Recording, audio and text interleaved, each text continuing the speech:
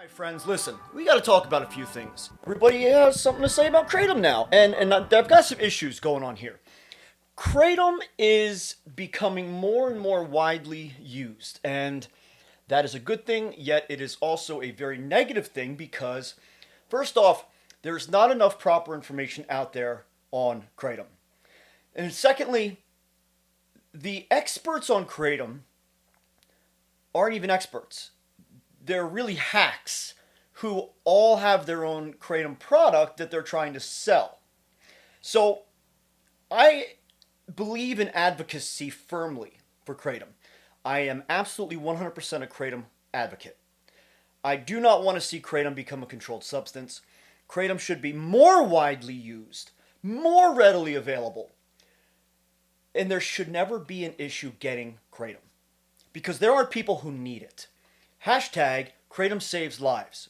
I mean, literally, I know many people whose lives were saved with Kratom. I know many clients, friends, family members, where Kratom has come into their life as a saving grace. Sometimes as a last-ditch effort to just have relief from your pain. This chronic pain that leads people, pushes people to end their lives. And Kratom is a life-saving compound. And let's be clear, it's a plant. It's a plant. Now, I believe that God has given us these plants for medicinal purposes. That is my personal belief. I'm also going to insert here at this point that I say Kratom. Okay, I'm from New Jersey. I'm from central New Jersey. I was born in Trenton, and I grew up in the area of Trenton, New Jersey. I say Kratom, and I'm going to say Kratom forever. Why? Because although I know in Indonesia and Thailand they say KRATOM or KRATOM, right? I'm not going to go to Italy and say, hey, may I please have a bowl of spaghetti? Why would I do that? Because I'm not Italian. I'm not going to say spaghetti in hopes that I can say it the way they say it. I'm going to say, hey, can I have a bowl of spaghetti? And if I sound like a white Yank, so be it. So if I'm going to say KRATOM or KRATOM, where they say it in many places, I'm still going to be a white Yank saying, yeah, I just took 50 grams of KRATOM. What the f***? Okay?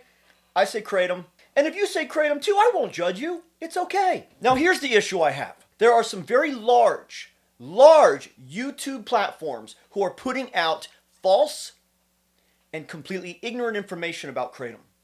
And it's really starting to piss me off. Because a lot of you people are pushing young kids, pushing bodybuilders, pushing those in the fitness community to utilize Kratom without giving them the proper information that needs to come with Kratom. And it should come in a little pamphlet. But again, let's be clear. Kratom should not be controlled. Okay? I don't even know how I feel about it being regulated at this point. I do believe that there should be some restrictions in production because I have gotten some bad batches. But that being said, let's talk about what happens when you have a bad batch of Kratom or when you overdose on Kratom. Let's assume that you are just taking Kratom and nothing else. Let's assume you are a healthy individual. Again, I'm not a doctor. This is not medical advice. But let's assume you are a healthy individual consuming a healthy amount of Kratom. You don't have other substances in your system that it's mixing with, okay? When I take too much Kratom, I get what I call the spins.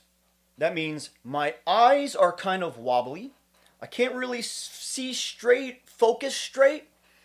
Heaven forbid I try to shave my head. I will always nick my ear because I can't see there. Now, I have taken too much Kratom many, many times. Now, what is too much? Too much to me is to the point where you can't function properly, okay? A lot of people also talk about getting high. I don't look at Kratom as potentially being able to make you high, okay? I look at getting high as impairment. Now, one might say, well, if you take too much Kratom, your vision is impaired. Yes, true.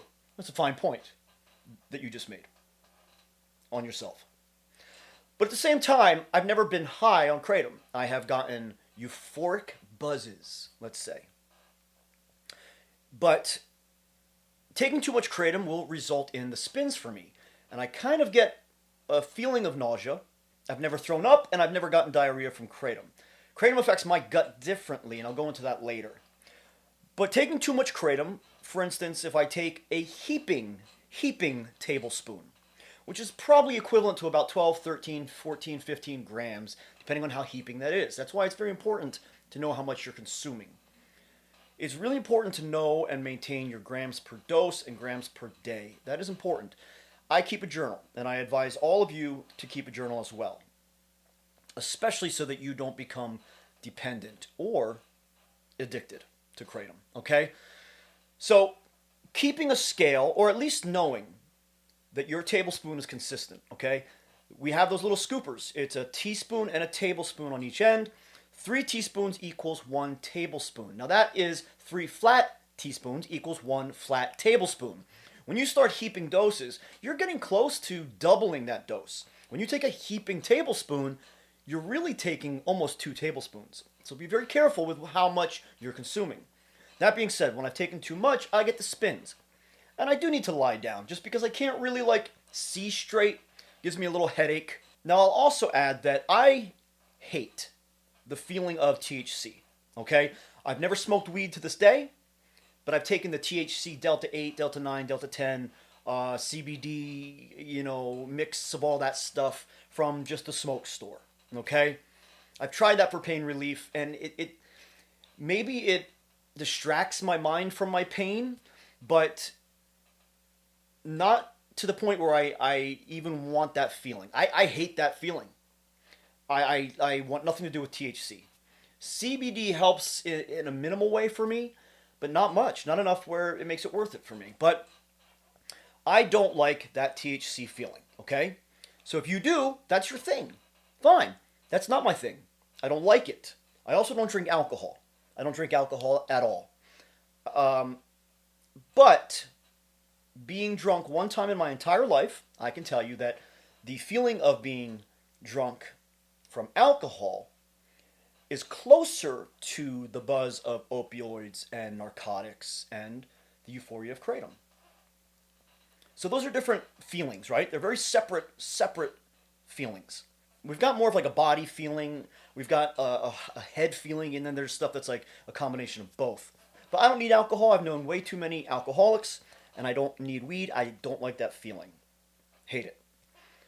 Kratom comes in to my life in some very special ways.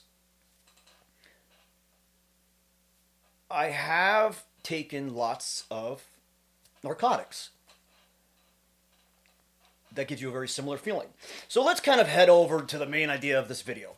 Is kratom an opioid, or is kratom an opiate? Or is kratom neither? Because in my opinion, it is neither. And this is a widely argued topic. And really, can it be answered? I don't know. I really don't think it can actually be answered yet because kratom has not been studied as specifically as other substances. And in reality, could kratom actually be studied in an unadulterated way or in an unbiased way where we could actually yield a proper result? I don't think it could, because there's too much money involved and too much money at work. So the best thing that we can do is, as kratom users, make videos like this. Be open about our kratom usage, our kratom feelings, addictions, dependency, withdrawal. This is the best thing for us to give to each other in the kratom community. We need to maintain kratom advocacy, but also widely spread kratom truth. Now we go into definitions of opioids and opiates. Now there is a difference. People are kind of universally categorizing them together, but they are separate. Now opioids are naturally found derivatives of the opioid poppy. Opiates are synthetically man-made to mimic the opioid poppy. Okay? Now we have opioids and we have opiates. Obviously, I'm trying to simplify it as much as possible. And everyone wants to force kratom into one of these categories just because it affects the opioid receptors. That may all be true. But why does kratom have to be one or the other?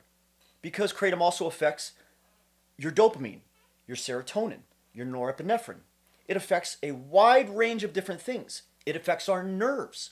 It affects our muscles. It causes spasms. It causes muscular dystrophy. It causes atrophy. It causes hormonal issues, testosterone, estrogen. It causes a lot of problems with these hormones. Kratom affects our neurotransmitters in a great way. That is why withdrawal is so real for those of us who have gotten to the point of feeling that withdrawal. Many others haven't. So don't come in here and say, Kratom withdrawal is no big deal because you've been taking 10 grams for a year. Irrelevant. And then other people are saying, well, don't be a dumbass and take Kratom every day.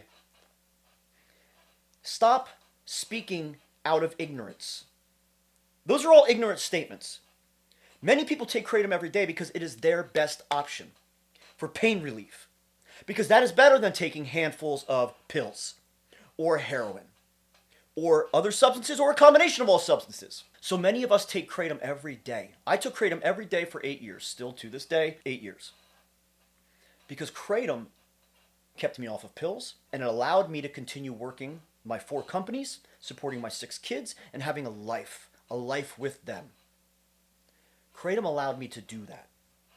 It helped me manage my pain in a way that pills couldn't. Pills still can't. I would have to take gabapentin, OxyContin, and Dilaudid to have the same effect of red Bali Kratom. To have the same assistance in my life as Kratom. And when I found Kratom, it allowed me to get rid of all those other things, including potential SSRIs or SNRIs. Kratom has amazing potential to change so many lives. But this again is where you need to remember. Please watch my other video. You'll find it here. The 101. Okay, this is 102. Go watch the 101. And I've got many more Kratom videos. We need people to understand what they're getting into before taking the dive into Kratom. But again, so many lives are being saved from Kratom that it would be a travesty, a social failure on a global level to make Kratom a controlled substance. It is one of God's gift for us to actually manage the pains that many of us have to live life through and endure on a daily basis. I am in severe pain every day. Even just sitting here, every time I turn my head, my neck shoots pain down my spine from my recent car accident. My neck is pretty much seized on my right side. I am in so much pain just making this video. And that is even with the Kratom. My spinal fusion a year ago has left my right leg in so much nerve pain. And that shoots up my spine. So I've got my neck pain shooting down my spine, my leg pain shooting up my spine. Then I have a TBI from 7 years ago when I got cracked in the skull by one of my dump trucks. Now I get nerve pain that kind of meets from head to toe. And I'm not a wuss. And I have been going through different levels of pain in different ways my entire life. I have been in fights that have caused severe physical pain. So that being said, I can take pain. I'm used to it. I live with it. I owned and operated my tree and landscape service, climbing trees with severe spinal pain and a TBI. I swung a sledgehammer doing construction. I rehabbed all my homes by myself. I ran my companies. And then I went home and I worked on my own home. I renovated my own home. Okay? Then I also fought and I trained hard. Okay? So I know pain. I'm no stranger to pain. I live with pain. Kratom is a blessing. Kratom is a blessing. And there are so many people around the world who can't get proper pain management. Kratom can give them what they need. Kratom. I hope that answers some more of the questions I've been getting. So let's consider this Kratom 102. I hope you've watched Kratom 101. Go check out my other channel. Actually, I don't know which channel I'm going to put this video on. So remember, follow both channels, Healing Together and Coach Hard Gains. You can also find me on Instagram at Coach Hard Gains with a Z. That is my coaching platform. I've been coaching bodybuilders for over 20 years. I've been bodybuilding for 27 years. I've been coaching, mentoring, and training recovering addicts for over 20 years. And I have been working with many, many people throughout my life to help each of us live the best life we possibly can and heal together. Because that's what we're here to do. Live this life together and help each other heal together. All right, y'all. Happy New Year. There's a lot of videos coming. There's so much material that I'm going to be working on for 2023. Let's make this channel go viral. Okay, let's blow this channel up. Let's get this information out there to the masses because Kratom is becoming so widely used.